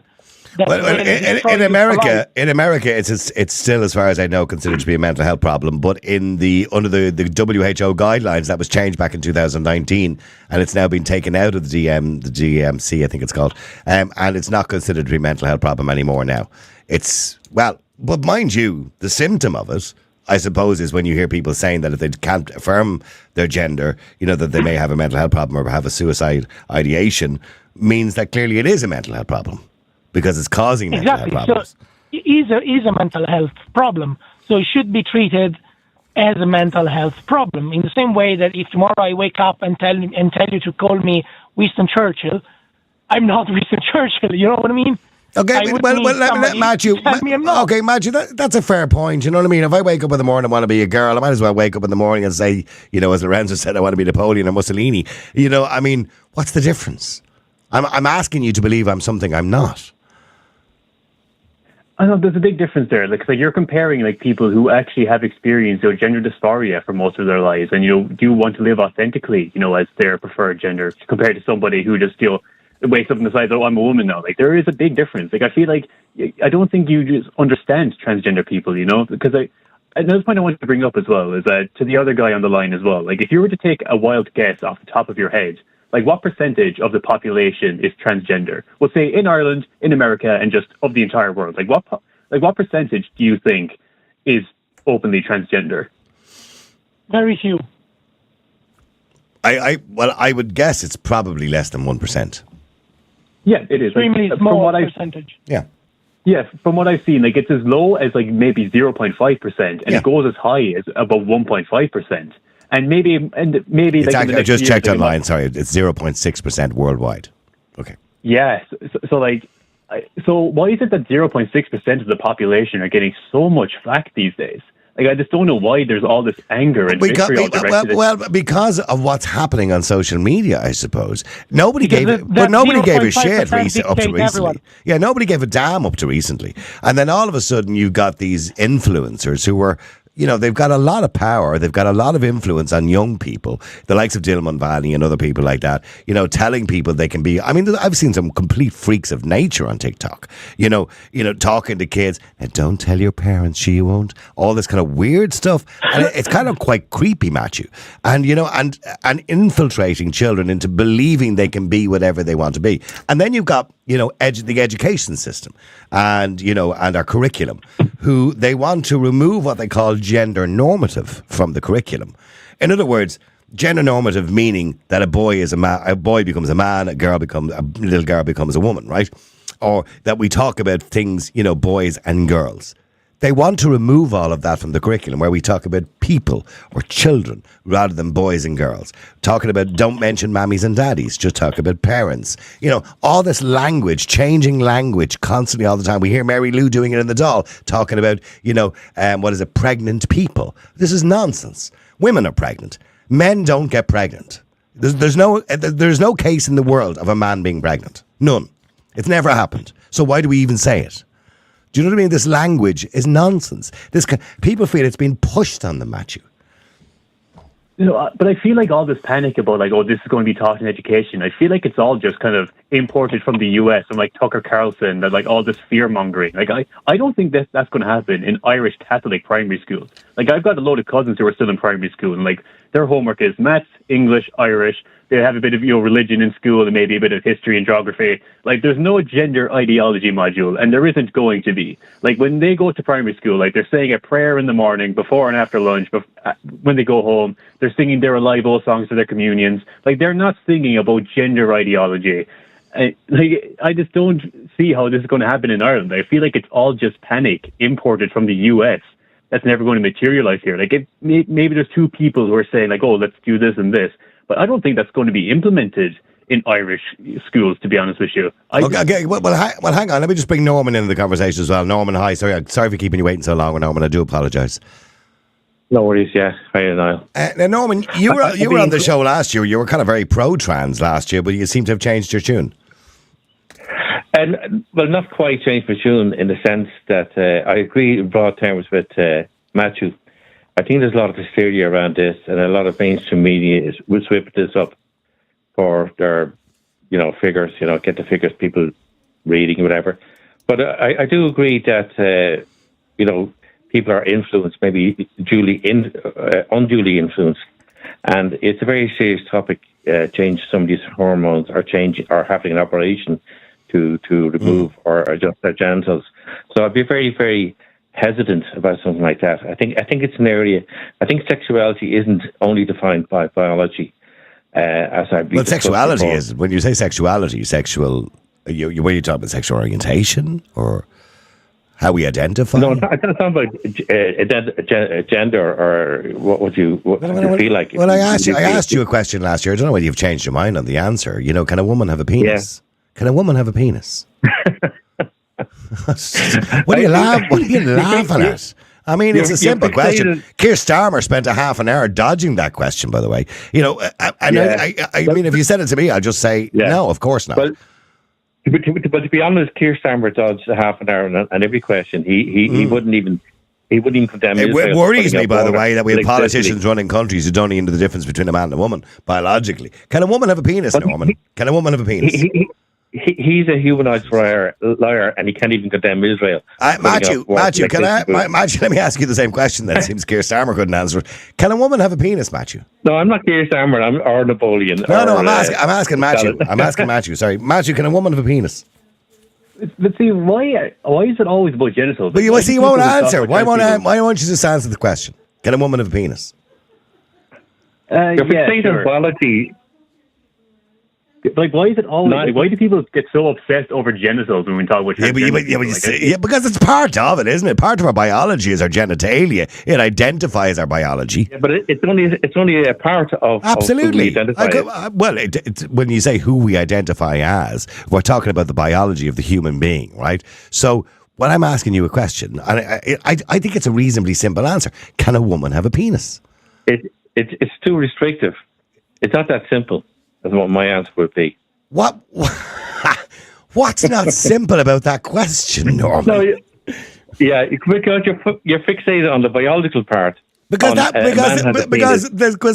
is the definition of a man and a woman. An adult human female, born a woman. Yeah, sure. And a man. No problem. I mean, when they pop out, as soon as you pop out of your mother's womb, the doctor lifts you up and he looks and he sees a little willy and he goes, "Congratulations, you've had a little boy." Doctors in the UK have been told not to say that anymore now. How stupid is that? Wait, can I just make one point? I definitely do that. Yeah, of course, if you're picking people up on what they say, saying it's ridiculous. We're gone far too extreme on all areas. Not just with biology or men, women, but like Matthew was saying, we seem to fixate on transgender, and we seem to be blowing it out of proportion. But I do love that question, and I'm still going to keep pushing you for an answer. Matthew, can a woman have a penis? Yeah, but Matthew. Oh yeah, so trans women typically tend to, yeah. Okay. So so answer specifically the question I've asked you. I didn't ask you about trans men. Can a woman have a penis? Yeah, if we're including trans women in the definition of woman, then yeah. Okay, so a woman can have a penis.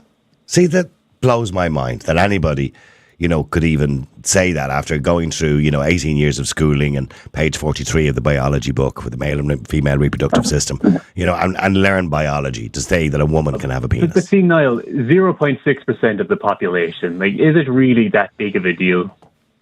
Well, it is because you want me to deny science to agree with you, and I'm not going to do that, obviously. But you want me to deny science to agree with you, and that's what that 0.6% of people want the world to deny science and to play along with what I believe is a delusion.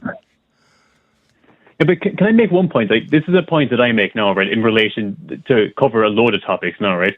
So the point I always make in debates, whether it's about immigration or trans people, there's a big difference between biological traits, blood, traits assigned to you at birth versus the actual lived human experience. Being human is much more complex than just traits given to you at birth. When it comes to family, your blood family, like your family isn't always, people who you're related to by blood and what biology. Absolutely, I'm adopted. Yeah, I know what you mean. Yeah. Yeah, people would say, but you're not comparing parents, like, they are, right? But you're not comparing like with like. But I think there are certain factors, as a human being that we cannot change. We age, for example. We get a year older every single year in our birthday. We can't change that fact. There's nothing we can do to change that. Like, I'm 60 years of age. I can't pretend I'm 40 tomorrow. I can lie about it if I want to. But anybody catches me out, they're going to go, you're a liar. You're not. You're 60, Niall. Cop on to yourself. I have certain traits. I'm 5'6", whatever it is. I can't identify as 5'8" because biologically that's what I am. I have a penis. I'm a man. I'm biologically a man. I can't identify, as far as I'm concerned, as a woman because I'm not. I'm a man. Yeah, but just to continue my point, like, and I mentioned family there, but also like in terms of like your nationality, like your blood doesn't dictate what your home is. Like, in the case of Rashida Adeleke, people are saying, she's only Nigerian, but like, her human experience is that she's lived in Ireland, surrounded by Irish culture. She's Irish. Like, I think when it comes to family, when it comes to when it comes to gender identity, there is a difference between the traits given to you at birth and the actual life you live as a human being. Like, I just feel like the human experience is so much more complex than just these traits given to you at birth, Okay, well, stay there. Let me go to Jonathan as well, because I've loads of people to get to. I've only got 10 minutes left. Jonathan, you said about hermaphrodites last time. But they're extremely rare. You talk about intersex people, right? Intersex people. The majority, by the way, statistically, of intersex people are actually male. They have male chromosomes and hormones. And what they do at birth is a doctor will decide which gender is predominant within the person, and they will perform surgery at birth. In the majority of cases of intersex people. But as I said, the majority of intersex people are actually male. Jonathan, hi, how are you doing? Well, Noel, how are you getting on today? Jonathan, you've heard Matthew, like, what's the big deal? It's only 0.6% of the population, let's all move on. It's not worth the argument, just kind of, Yeah, no, a small argument, but look at, them two lads you were talking to seem very highly educated. I left school the fifth year after my junior year. No, women cannot have penises. It's very simple. I would have thought so. It's a wasted education on their part if you ask me if they can't answer that simple question. I don't think Matthew would agree with you, but Lloyd doesn't have to agree with me. That's the whole point. He's not going to agree with me. I can be sure of that. But do you respect? But as Matthew said, what's the big deal? Do you respect it? If I want you to call me Nolene tomorrow, will you call me Nolene? No, I'm not calling you Nolene. Okay. Look, here's the thing with me where I stand on this. Gay rights marriage, I vote for all. I don't care about any of it. Be who you want to be as an adult. I couldn't give a shit. As an adult, you do what you want. Get bits chopped off, get bits put on. I don't care. They're heading for your kids. I'm not talking about the education system in this country. Now, I know all teachers are not bad, but you got one bad apple as a teacher, forcing this in schools and forcing it in classes, and people are afraid to talk back to the teacher because, we're all clueless when they're versus. Look across Hollywood now as a prime example. How many of Megan Fox's children are transgender? All three of them. You have Will Smith's, Madonna adopted them out of Africa. Trans, bleeding gender children. This is not coincidental. This is an agenda being pushed. I don't think you're talking about Madonna. No, I don't think it was Madonna you're talking about. I think it's the other one. Brad. Madonna. Brad Pitt and your woman, what's her name? No, Madonna's young as well, and Brangelina, and Madonna's one as well is running around in her clothes from her wardrobe, all dressed up. I know. Okay, but hang on a second. Jonathan does have a bit of a point, Matthew. Why is it that, a lot of rich families or wealthy families or trendy families, seem to have a higher percentage when we talk about that it's only 0.6? No, sorry, just one more thing. The point is they're very visible people so we can see them. That's the point I'm making. I'm making it very visible for the small minority like them. That's the point of view. Okay, hang on. Let Matthew respond to you because he said, oh, Jesus, when you were talking there, okay? Go on. Go ahead, Matthew. Yeah, was he talking about Madonna there? Like, I just heard a load of rambling and I heard, like, Madonna's pushing this. Like, what? Madonna's young fella that she adopted out of Africa. He's transgender now as well. All these people are adopting transgender children, or they're all having them, coincidentally, transgender kids. Megan Fox has three of them. And very visible families. These are people that have been photographed all the time and been caught and been interviewed and been asked. They're putting the narrative out there into the ether. I have no problem with transgender people. My issue is the way they're going after kids with it. And that's simple. I don't want... Okay. Let Matthew respond to everything you've said there. Sorry, Matthew, go ahead. Yeah, so he's talking about there, why are they going after children? So first of all, they're not. And I want to make a point here that there's an interesting parallel here between now and a few decades ago. So all the sentiment you hear about transgender people, they're like, oh, they're groomers, they're coming after your children, they're forcing it on them. This was said about gay people back in the 1980s and even before that. Like, I looked into this and I studied it. Like, it's the exact same sentiment, just being recycled. But there's there's a huge difference. People know. But I know people who are part of the LGBT community or LGBT community, because unfortunately, for some of them, it's unfortunate that they believe that they hitch the wagon to tea, right? But I know people who are gay and who are in the community and are quite prominent. I know one particular individual is extremely prominent within the community, and he won't speak out, but says to me privately on a regular basis that he is not supportive of the trans community and the way they behave and the way they force it on people. And he said, for example, he used Trans Pride, which was only last week, wasn't it? Last weekend. And he said some of the slogans and some of the banners and some of the things they were shouting was horrific. He said it was hateful, it was horrible. And he said, and there are individuals within that community, he said, I would be scared to have them around kids. He said, not all of them, obviously. But he said, it's for many of them, he said it's a sexual fetish.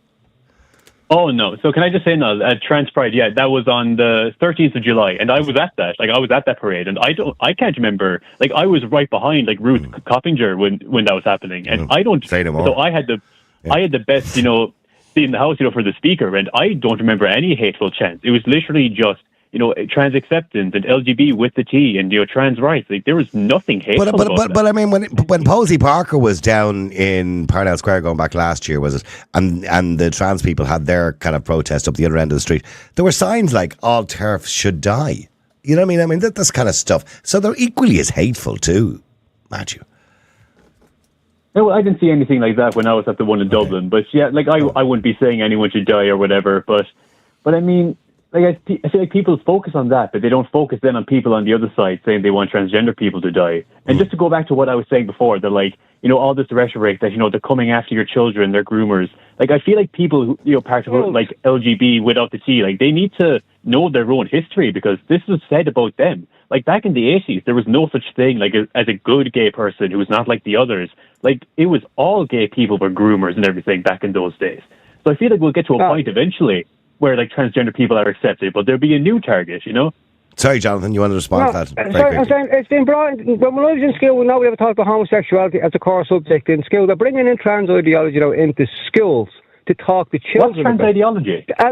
And they're going to mess with the... Listen, can I ask you a question, right? The language around all these things, do you believe that a paedophile should be called a minor attracted person to justify and legalise that terminology? No. That's the language coming out. But that's the language coming out, and this is what's... No, I don't. Now, Jonathan, to be fair, I don't know. I've heard that, by the way, but it's not that. But that's not going to be in Irish schools. That's not. We do not claim those people. But again, hold on for a second. And by the way, I would like to think that trans people or people in the LGBT community don't support that, and anybody who does is a freak. But they are not associated with us in any way. But people are. I've heard people talking, highly educated professionals on stage at the World. I've heard them. I've heard them say about this kind of thing. But like you said, there. But that doesn't. No, hang on, Jonathan. I've heard that phrase being used, and I heard something that the WHO actually say it. Minor attracted persons, and I'm going. And they were giving a TED talk or something at the time. It was horrific to listen to. I was a girl, and it was horrific to listen to try to kind of neutralise, what a pedo is, because she said the word paedophile has a stigma to it. I couldn't care less if it has a stigma to it. I believe all paedophiles should be just put into a cell and we throw away the key. But hang on. But that doesn't mean that you don't lump that in, Jonathan, with everything else. No, listen, and you didn't let me finish, Niall. Yeah. Right? Because the people she was talking to, they all agreed with her on that stage. But that's the problem. I don't know what sort of people they are. It's all these. Well, they were all powerful enough people, judging by the conference that she was at. So the people that are sitting there listening to her agreed with what she's saying. And this is the problem that I have. Silent majorities know.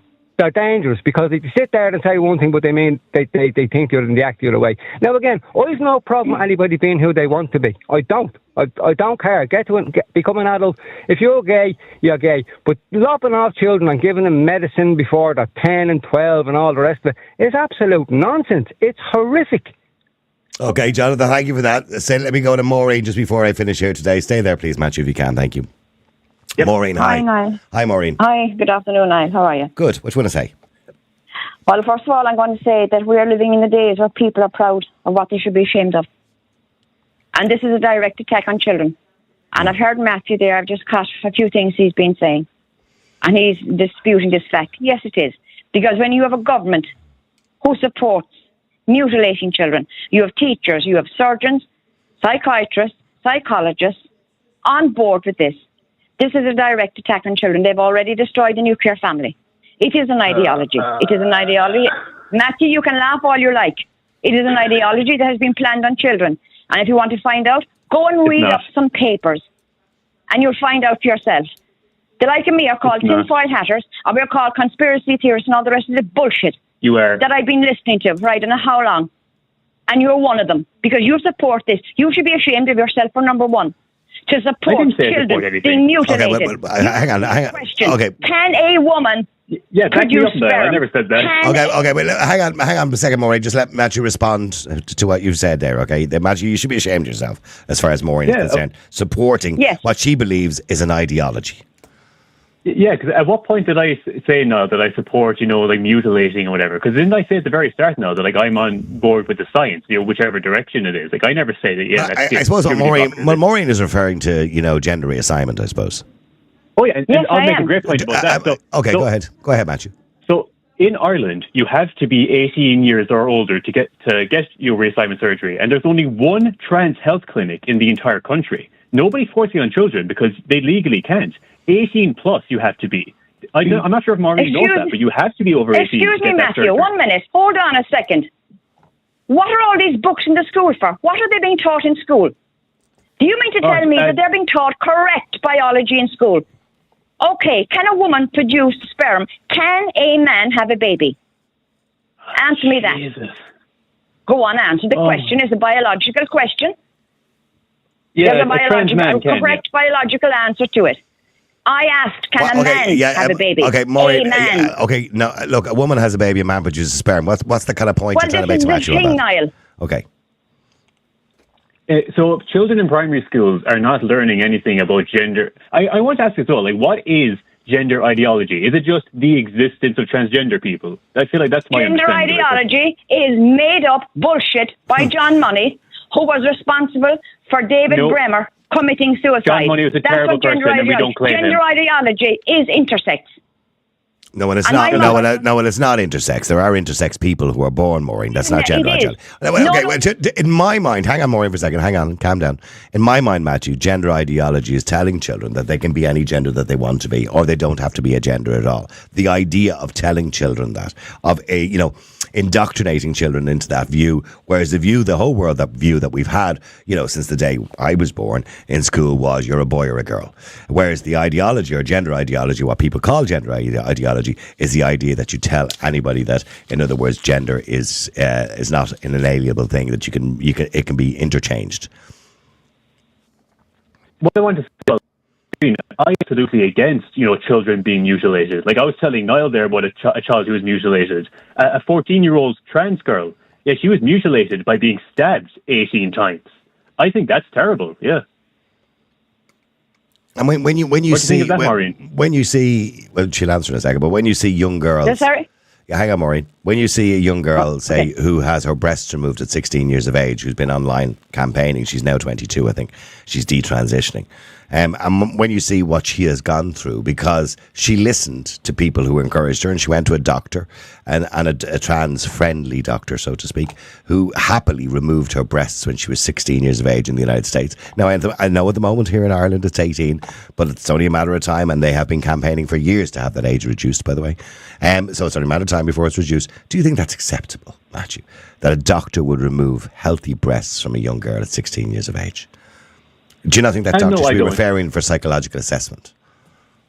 And no, I don't agree with that. And I have heard about that story. I was looking into it just a few weeks ago. But it's very much an isolated incident. And it's not isolated. No, it's not isolated, Matthew. There are so many stories. I mean, I could ream them off here for you if you want me to, of people who are detransitioning. I only spoke to Walter Hay. Fact as well, though. I interviewed Walter Hay there recently, a man who had obviously gender reassignment surgery, had his penis removed, grew breasts, and then back in his 60s he decided, I don't feel any different. I still feel like a man with no penis. So he's now detransitioned and he's now in his 60s. And he talks about the regrets. He goes around doing TED Talks talking about the regrets. There are so many people who have detransitioned.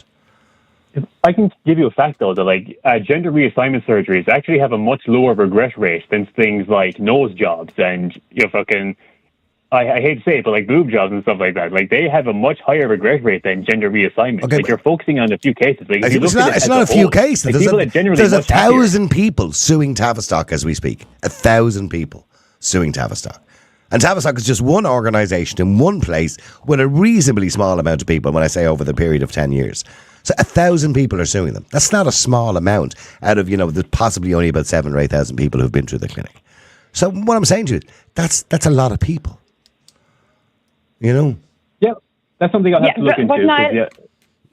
Sorry, Maureen. Sorry, no, yeah, but look, it's like this. If you're an adult, you're over 18, I don't care. You can cut your leg off and walk around with it over your shoulder. I couldn't give a shit. When you attack and come at children, well, then that's a different story altogether.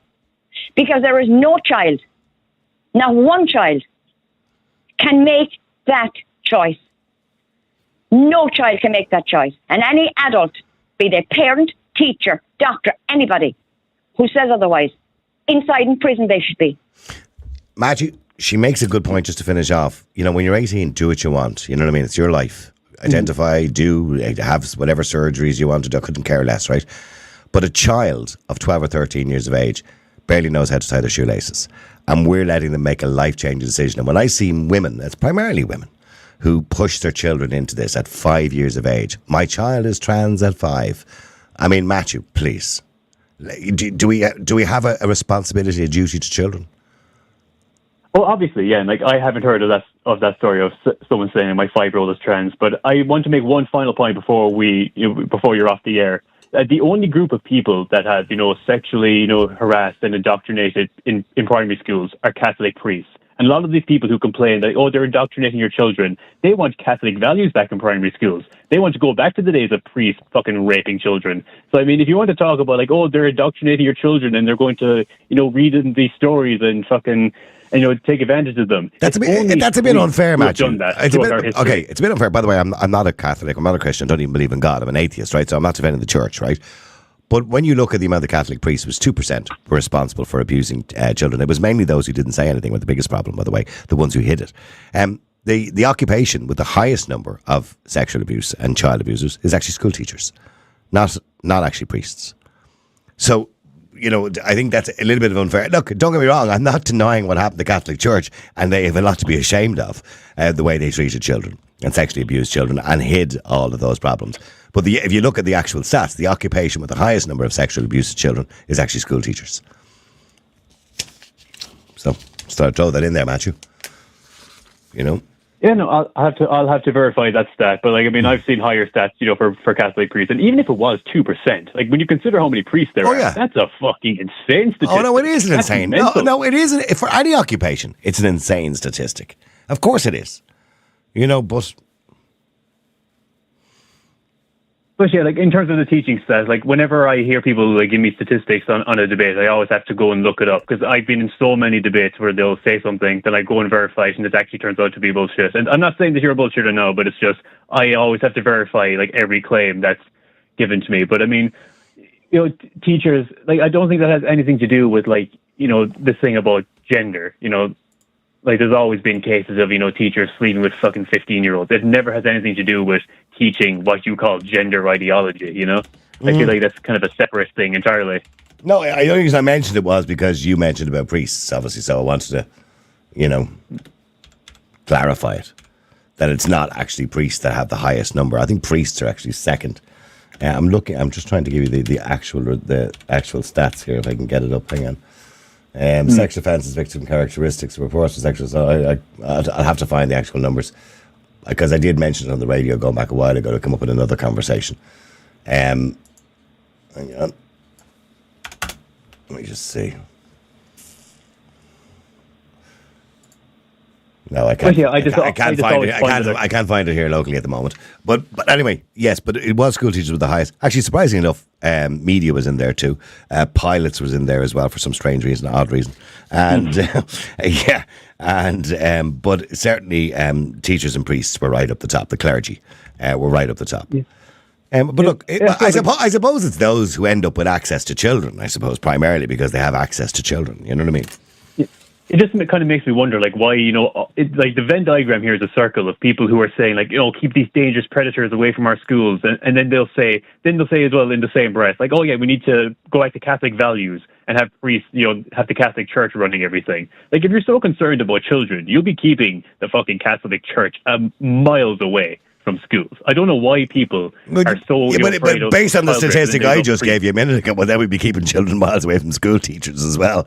Mind you, can I just point out the majority of school teachers do not sexually abuse children? I want to clarify that. It is a small percentage as well, but I'm just saying, if you go by the principles of what you just said, well, then we should keep them away from school teachers while we're at it. You know what I mean? Anyway, listen, nice talking to you anyway, Matthew. Listen, thank you very much indeed. Thank you, Maureen, and thank you to everybody, because I have to wrap it up. I do apologise. I'm way over time. Loads and loads of texts, by the way, coming in. Loads of messages, by the way. The number, by the way, is 085 122 55. If there's ever anything you wanted to discuss on the show, remember, by the way, please send us some donations. I have some of your messages here that I wanted to read out. Where are they gone? Alan says... Oh, yeah, there they are. Alan says, I'm familiar with Professor Godsad's work on the whole woke mind virus. My response is that 100% we should ban the use of so-called puberty blockers. There are two main puberty blockers. Lupron is an end-of-life prostate cancer drug. There is evidence that of its fusing internal organs and causing suicide ideation. And triptyline, this drug is a derivative of the drug that was given to Alan Turing to castrate him. There are no long-term studies on their use, and as a consequence, use of these on children amounts to child experimentation. Donald says, what a thing to say about you still living child in relation to what Elon Musk says. Thomas says, 18 isn't young enough to even start to address those issues. Mental health assessment to ensure it's not a symptom of something larger at play. It's critical to patient care. Let me see. And James says, with Helen McEntee's husband being involved in puberty blockers, it will never be banned here. That's right. The Minister for Justice's husband he works for some large company who make puberty blockers. Sorry, I've got to go to these messages here. Yeah, somebody else is doubting my statistics in relation to school teachers. I'll find it for you in a minute, don't worry. Hi, Niall. Suzanne Matthews here, just listening to your show. Totally against puberty blockers. I think Elon Musk coming out last night was fantastic. I think the word puberty should be the big red flag here. I think there's a reason why teenagers, young adults are not allowed to vote, drink and do various things till they turn 18 or 21, where they're in a different state of mind to make rational decisions for themselves. Being the mother of two grown-up sons, my kids went through all kinds of phases when they were growing up, wanting to be actors and dancers and all kinds of stuff. And kids will go through different phases of identity. But I think allowing anybody who allows a child underage to be subjected to puberty blockers or any kind of interference in their body is criminal and should be banned. When people are adults, they can do whatever they want. They can, as you said, laser surgery, breast augmentation, Botox, anything. But anybody underage, it's absolutely criminal and should be banned. And I'd like to see what the politicians and the government are saying before the next election, because Elon has brought this now to the table, which is fantastic. Thank you. Well, that's great. Yes, it does raise the conversation and gives us a legitimate reason to talk about it, because I think it's important that politicians nail their colours to the mast before the next election, for example. All right. Here is the definitive and comprehensive study that identifies specific occupations with the highest number of individuals who have committed acts of paedophilia. So the highest number is teaching and education. Teachers, coaches and other educational staff often spend significant time with children. Healthcare professionals is the second highest. There you go. Healthcare professionals, paediatricians, child psychologists and other healthcare providers who work with children. Third is religious, which is clergy members, religious educators often have a close contact with children through various activities. Fifth, youth organisation leaders. Well, we've seen that here.